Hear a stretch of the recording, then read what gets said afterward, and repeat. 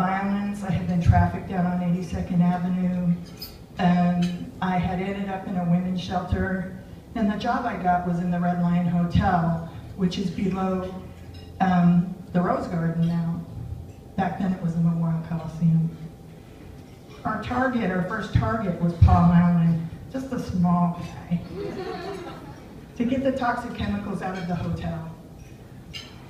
And as I was working in that hotel, I broke my back. And the minute you break your back as a worker who doesn't have a union, who gets paid minimum wage, and you're trying to raise your kids on that, and you're a single mom, life is really hard. So when I broke my back, I really thought I was going to lose it. And I called a counselor friend of mine, and I said, I just don't know. I am at my wit's end. I just don't know how longer I can go. And she said, I'm going to send you someone. And so one day in my low-income housing apartment, this little half Japanese, half Hawaiian guy comes to my door and he's like, hi, I'm Kyle and you have rights. And Kyle says hi from Hawaii, Peter. As Gareth says hi from Wales.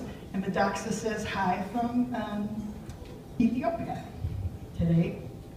Folks who couldn't be here tonight, who have all been a part of this giant family of ours. How many of you have ever heard, because I know there are folks in here who I've been able to train, have ever heard of Peter Cervantes-Gautschi? Raise your hand. All right, see? Because whenever I would start to organize, we first worked on the hotel campaign, which we won eventually.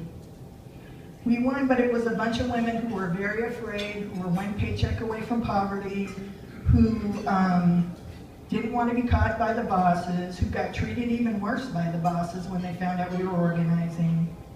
And yet, we pulled it together enough to get those toxic chemicals, which are now pretty much, you hear about them now and you're like, oh, that's bad.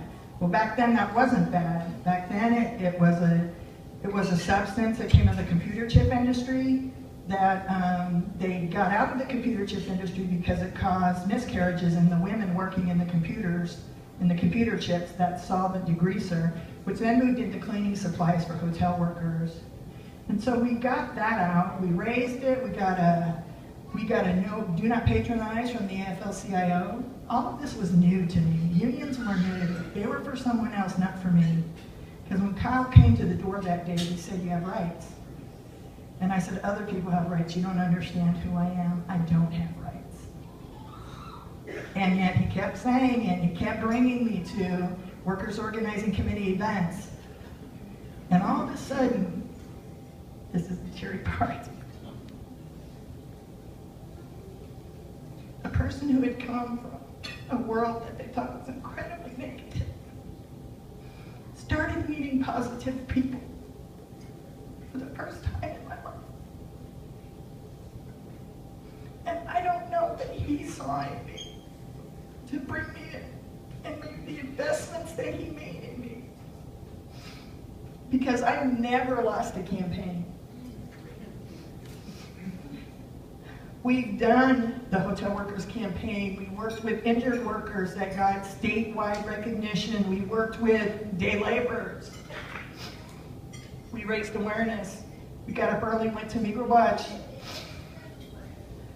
We then, I came back, like Katie said, to work with parking lot attendants, which were mostly African men for the Diamond Parking Lot group, who were all signed up, voted, had an election, and a contract all within a year, and affiliated with Teamsters 206.